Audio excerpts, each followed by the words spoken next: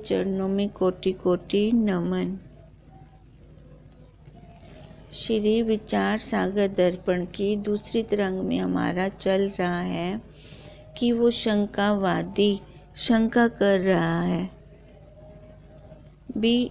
जब उसको गुरुदेव ने बोला जीव और ब्रह्म की इस ग्रंथ का विषय जीव और ब्रह्म की एकता है और इसका प्रयोजन संसार की निवृत्ति और परमानंद है की प्राप्ति है, तो शंकावादी कहता है अगर किसी भी चीज़ को मेरे को मिथ्या साबित करना है, क्योंकि आपने तो संसार को मिथ्या साबित कर दिया, पर मेरे को तो ऐसे नहीं लगता। अगर किसी भी वस्तु को किसी को भी मेरे को मिथ्या साबित करना है तो उसके लिए 5 कारणों का होना बहुत ज़रूरी है।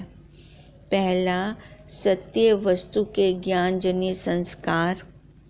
जैसे आपने कहा था कि ये खाली रस्सी में मेरे को भ्रांति हुई थी सांप की, तो इसका मतलब सांप के संस्कार पहले मेरे अंदर होंगे, है ना। जो भ्रांति जो हुई तो इसका मतलब मैंने सांप को पहले देखा होगा कहीं ना कहीं, तो इसका मतलब वो था पहले, तभी तो उसके संस्कार आए।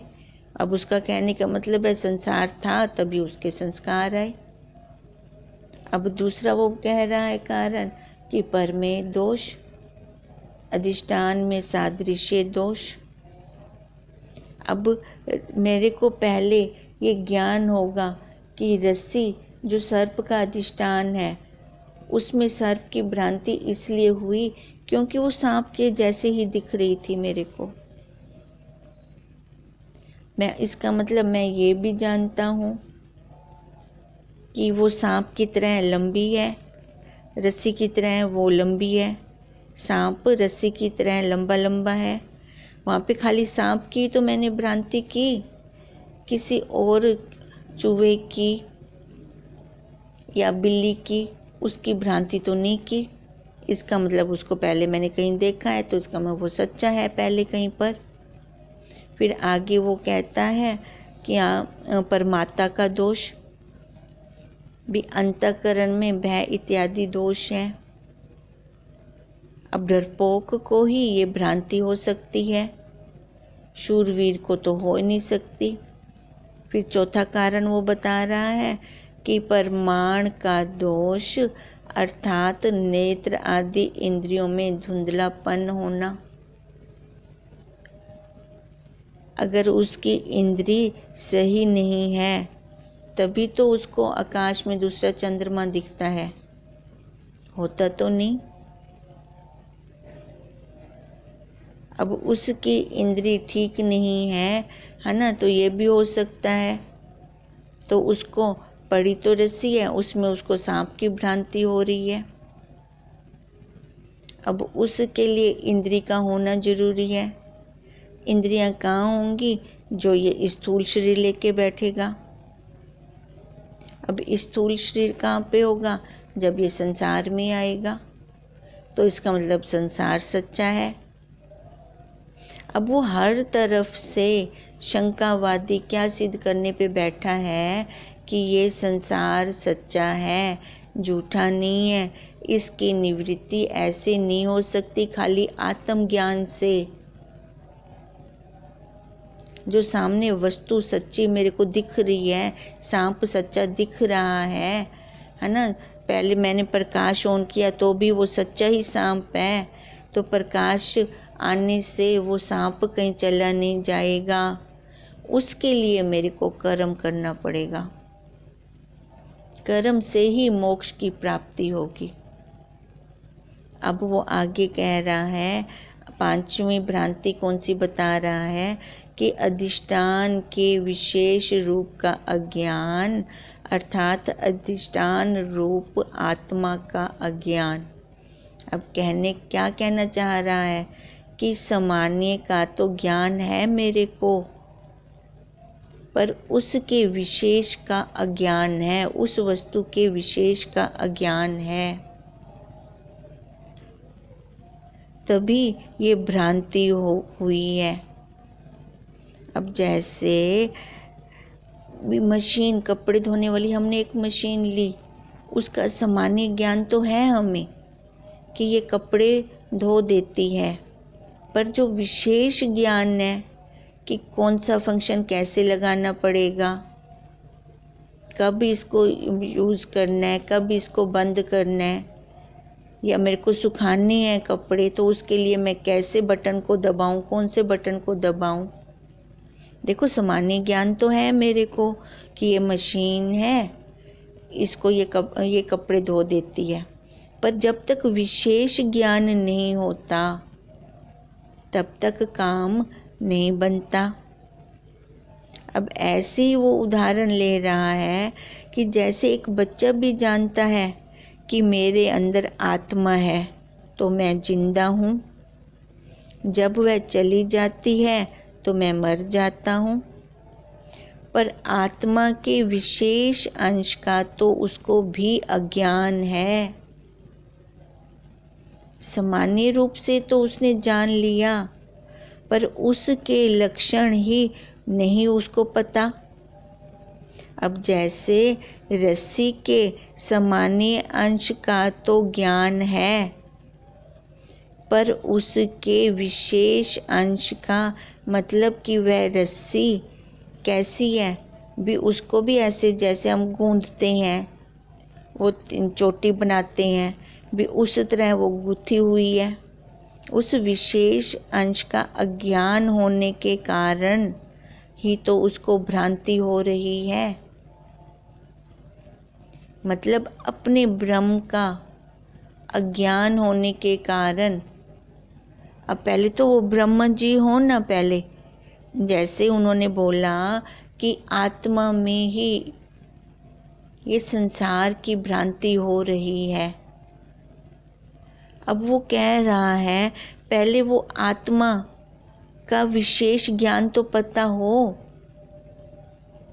जब उसका विशेष ज्ञान ही नहीं पता तो उसका मेरे को भ्रांति कैसे होगी, अज्ञान कैसे होगा। मेरे लिए तो वो पूरा का पूरा वही है, मेरे लिए तो वो पूरी की पूरी ही वो सांप है। अगर मान लें कि रस्सी में सामान्य अंश का ज्ञान और उसके लक्षणों का नहीं पता तो भी मैं जान लेता हूँ। अब वो क्या कह रहा है, अगर मेरे को नहीं पता तो भी मैं ये मानता हूँ कि ब्रह्म में तो आप कहते हैं कि यह जो बिना अंगों वाला है उसमें सामान्य और विशेष दोनों ही नहीं बनते। अब रस्सी तो फिर भी दिख रही है। अब शंकावादी क्या कह रहा है कि अगर पहले तो मेरे को उसका रस्सी का भी विशेष ज्ञान नहीं है, चलो मैं आप जैसे कह रहे हो मैं वैसे भी अगर मैं मान लेता हूँ सामान्य अंश का ज्ञान और उसके लक्षणों का विशेष का मतलब मेरे को ज्ञान नहीं है तो भी मैं मान लेता हूँ, पर ब्रह्म में तो आप कहते हैं कि ना ही वो उसमें सामान्य है ना विशेष है, क्योंकि सामान्य और विशेष कैसे होगा, कोई स्थूल पदार्थ में अंगों वालों के बीच में होगा, पर वो तो निराकार है। तो निराकार में वो संसार कैसे आ गया। संसार तो जगत तो मेरे को दिख रहा है, सामने स्पष्ट भास रहा है। अब वो कहना क्या चाह रहा है कि अंगों वाला वो जब है ही नहीं तो भ्रांति भी कैसे होगी। अंगों वालों के अंदर ही तो भ्रांति हो सकती है, शरीर वाले के अंदर ही तो भ्रांति हो सकती है। ये इसका मतलब आपका जो ये विषय है सही नहीं है। उन दोनों की तो एकता ही नहीं हो सकती। जीव तो मेरे को सांप तो स्पष्ट दिख रहा है, पर जो आपने रस्सी आत्मा को लिया वो तो मेरे को दिखती ही नहीं। अगर आत्मा दिखने में आती जैसे रस्सी दिख रही है तभी तो उसमें मैं संसार की भ्रांति करूँगा। तो इसका मतलब संसार भ्रांति रूप नहीं, मतलब कि ये भ्रांति रूप नहीं है, ये दिख रहा है तो इसका मतलब ये सच्चा है। अब जैसे सच्चे सांप की निवृत्ति प्रकाश होने से नहीं हो सकती, ऐसे ही संसार की भी निवृत्ति केवल आत्मज्ञान से नहीं हो सकती। उसके लिए तो मेरे को कर्म उपासना करनी पड़ेगी। अब वो जो सच्चा सांप है उसके लिए, उसको भगाने के लिए मेरे को कर्म करने पड़ेंगे।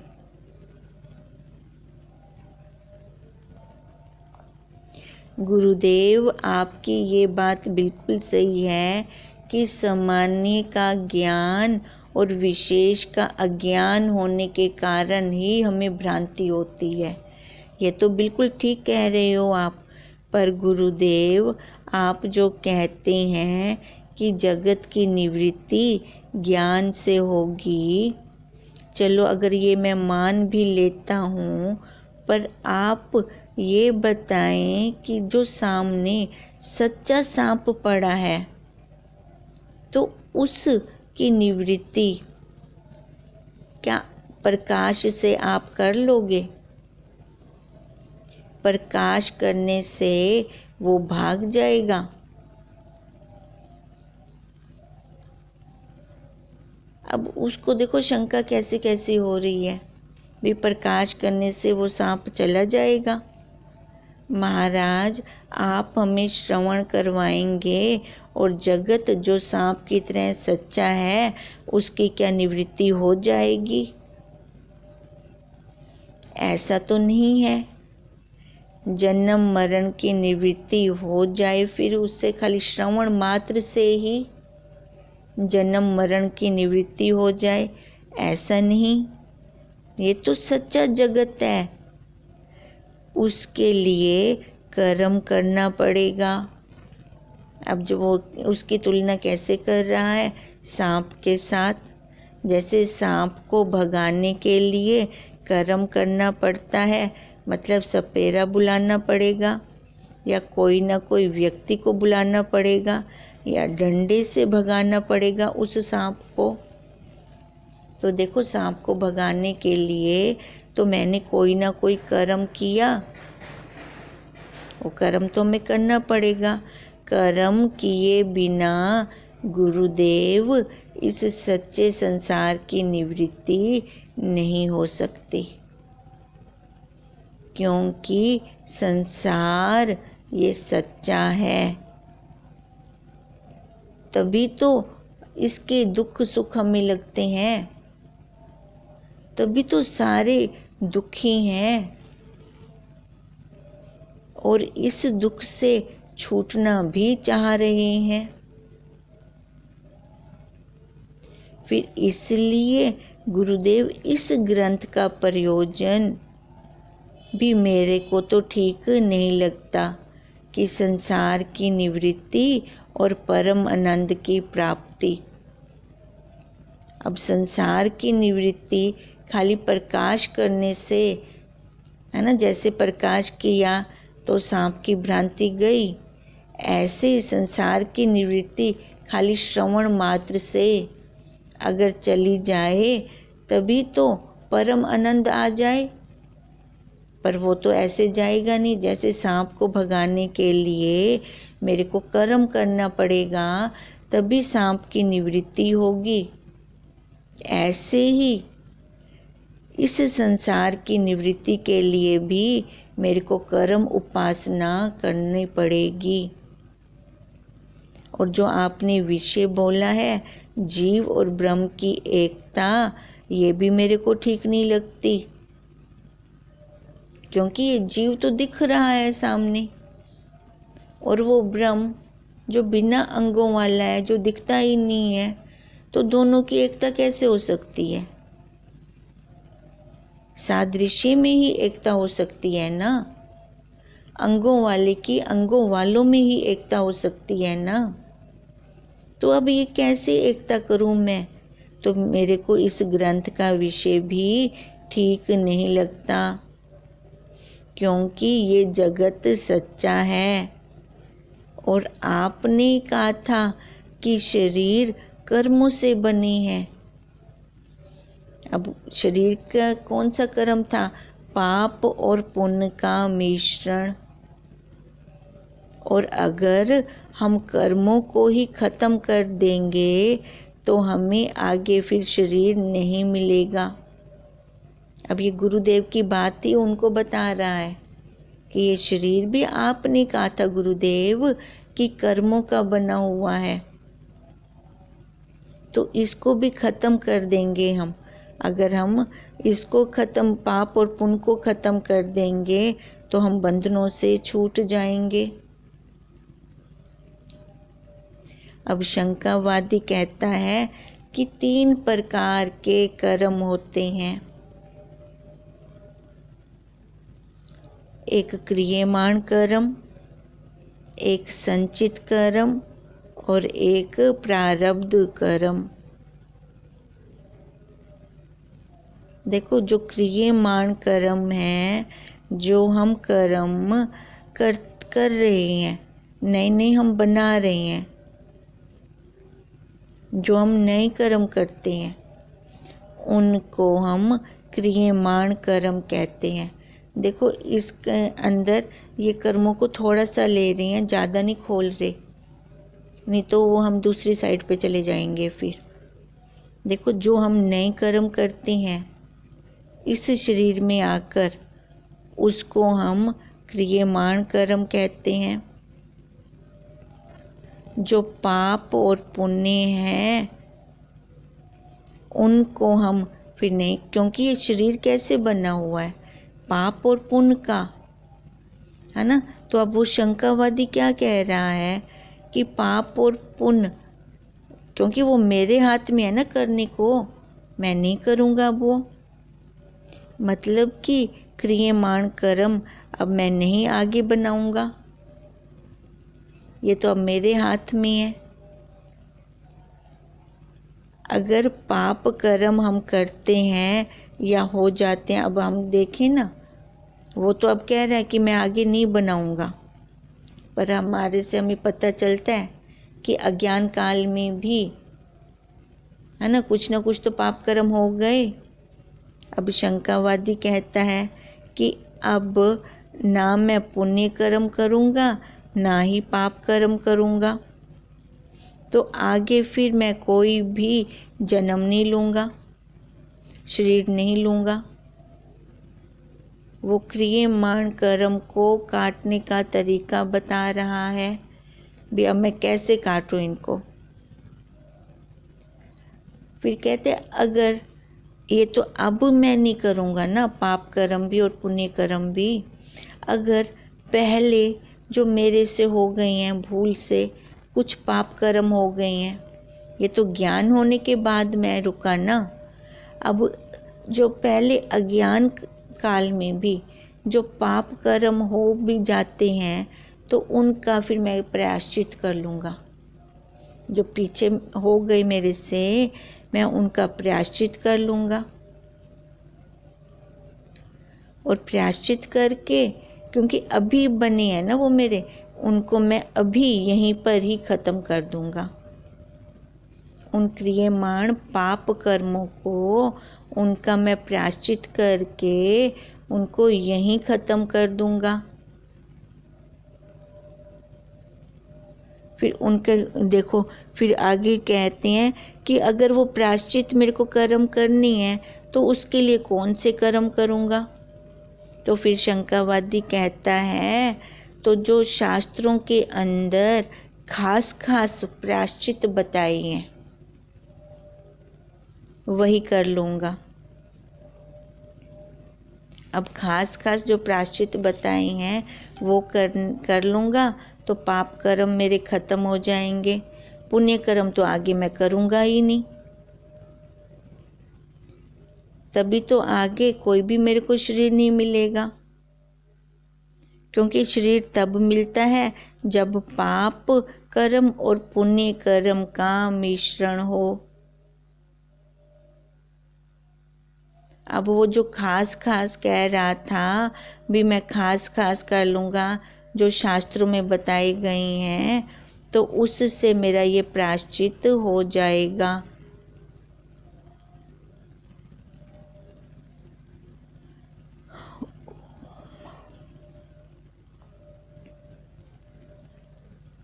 जिससे मेरा आगे दोबारा शरीर फिर नहीं मिलेगा। गुरुदेव, पुण्य पाप कर्म करेंगे ही नहीं तो क्रियमाण कर्म भी कैसे बनेंगे?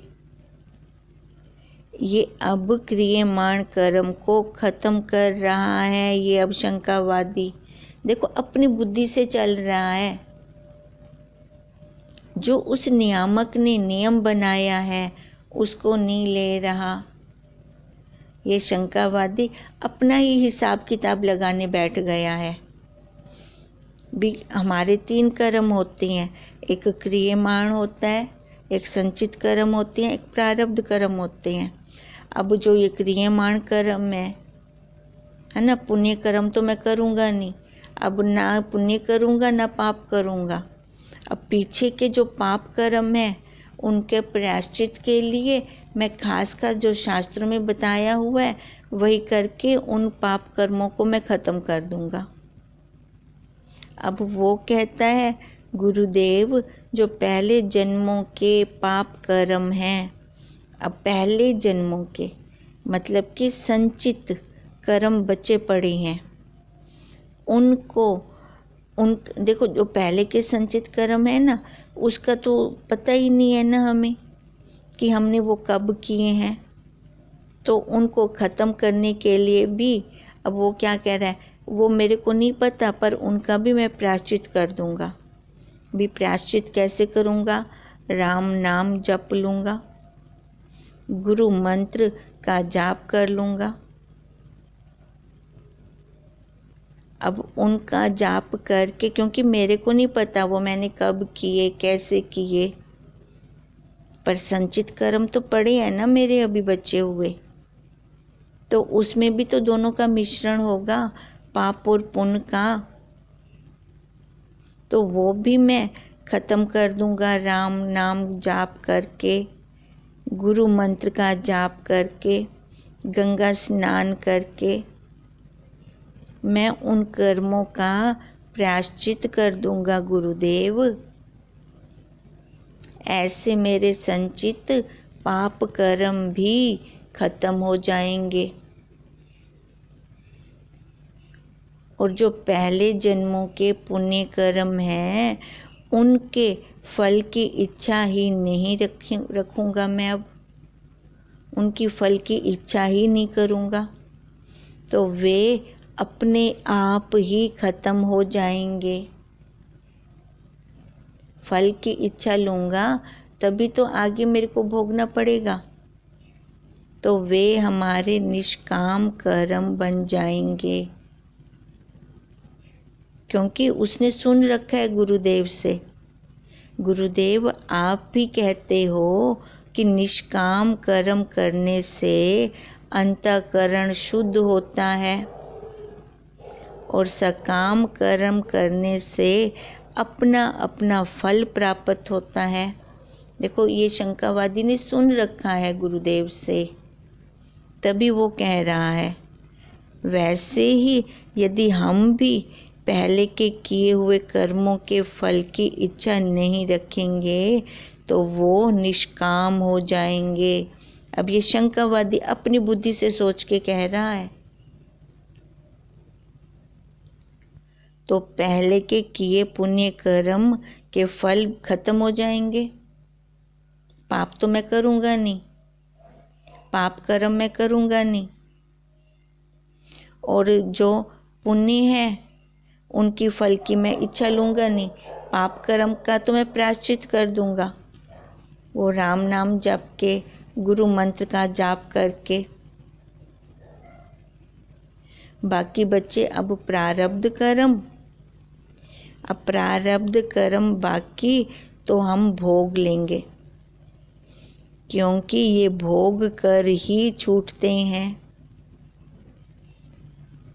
पाप कर्मों को भोग लेंगे और पुण्य कर्मों का हम फल नहीं चाहेंगे।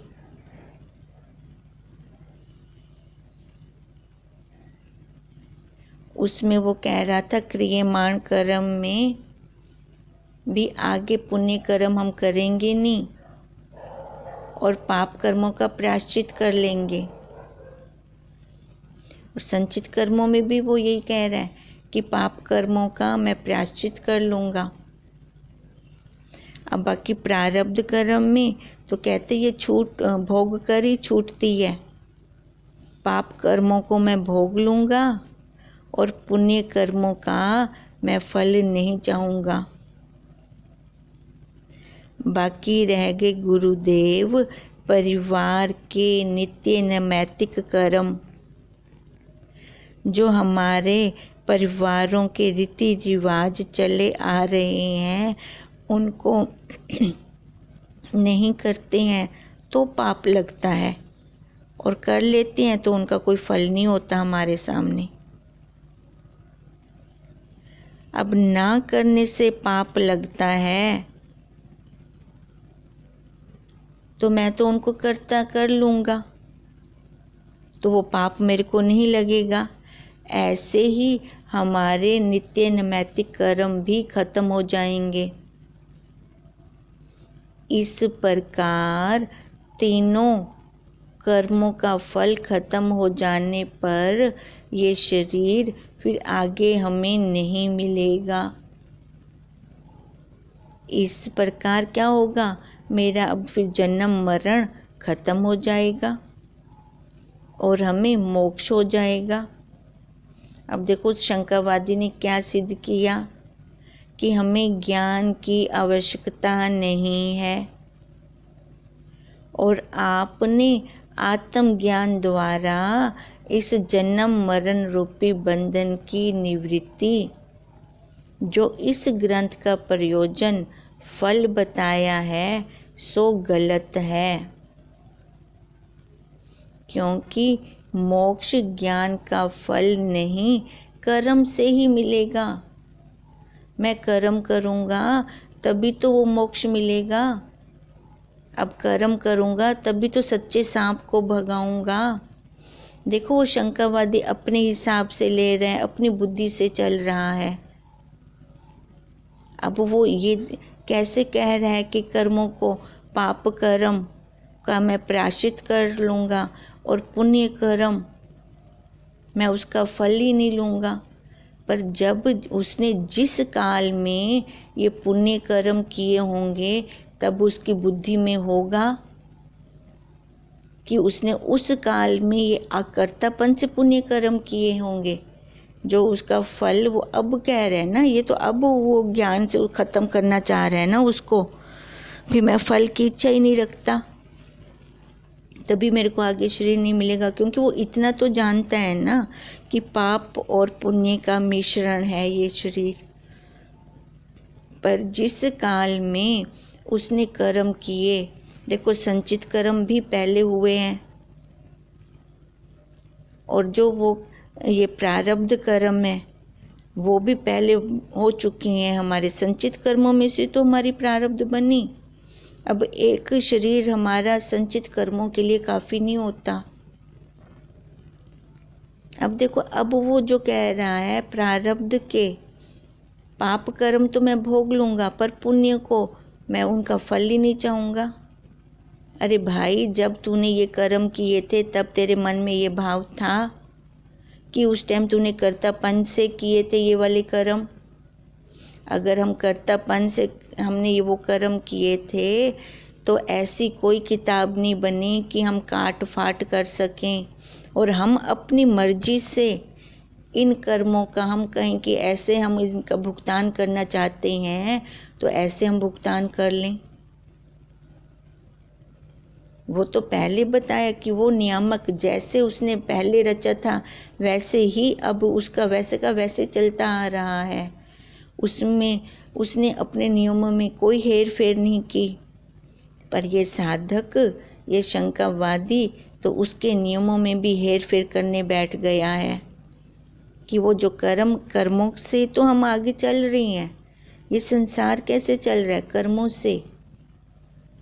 अब वो कर्म भी अपने हिसाब से उनका भुगतान करना चाह रहा है। तो फिर गुरुदेव अब उसको आगे आंसर देंगे, फिर उसको बताएंगे, फिर ये हम आगे करेंगे। हम देखें, खुद अपनी बुद्धि से निष्कर्ष निकालें, क्या कभी ऐसे हो सकता है? अब पहले जो मैंने किए थे कर्म, वो मैंने कर्तापन से किए अज्ञान काल में। अब मैं ज्ञान काल में बोल रही हूँ कि मैं उन पुण्य कर्मों का फल मैं नहीं चाह रही। ऐसे होगा? ऐसे तो कभी हो ही नहीं सकता, क्योंकि जिस समय हम कर्म करते हैं उस समय हमारे मन में क्या चल रहा है, कर्तापन से हो रहा है कि अकर्तापन से हो रहा है। तभी वो फल हमें खाना पड़ेगा, चाहे कर्तापन वाला है चाहे अकर्तापन वाला। तभी तो गुरुदेव कहते हैं कि एक ही डाल पे दो पक्षी बैठे, एक खा रहा है और दूसरा देख रहा है। जो खा रहा है उसको भोगना भी पड़ेगा और जो देख रहा है उसको भोगना नहीं पड़ेगा, क्योंकि वो बीच में गया ही नहीं। ओम ओम ओम। अच्छा, जो ऑनलाइन होते हैं साधक सारे, उनके लिए एक विशेष सूचना है कि बुधवार कल तक हमारी ये क्लास चलेगी। फिर उसके बाद सोमवार से ये क्लास शुरू होगी, मंडे से शुरू होगी। हम गुरुदेव के आश्रम में हरिद्वार में वहीं जा रहे हैं, वहीं पर ही शिवरात्रि का उत्सव वहीं पे हम सारे मनाएंगे। ये इसलिए आज बता रही हूँ, शायद कल बताना भूल जाऊँ, क्योंकि विषय गूढ़ चल रहा है तो पता नहीं चलता, कभी ध्यान में भी ना रहे बताना, तो इसलिए आज ये हमने पहले ही बता दिया है। ओम तं नमामि हरिं परम, ओम तं नमामि हरिं परम, ओम तं नमामि हरिं परम। ब्रह्म स्वरूप गुरुदेव के चरणों में कोटि कोटि नमन।